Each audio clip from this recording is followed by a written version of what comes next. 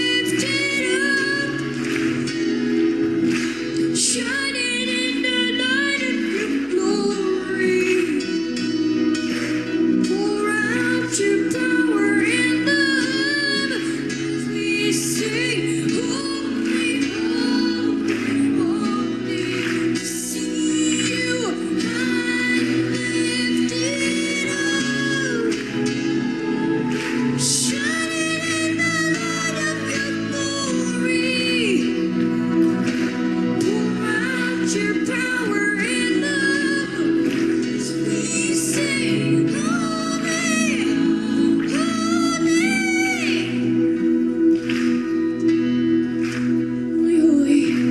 Holy, holy, holy, holy. Holy, holy, holy. Holy, holy, holy. I want to see you. Holy, holy, holy. Holy, holy, holy. Holy, holy, holy. I want to see you.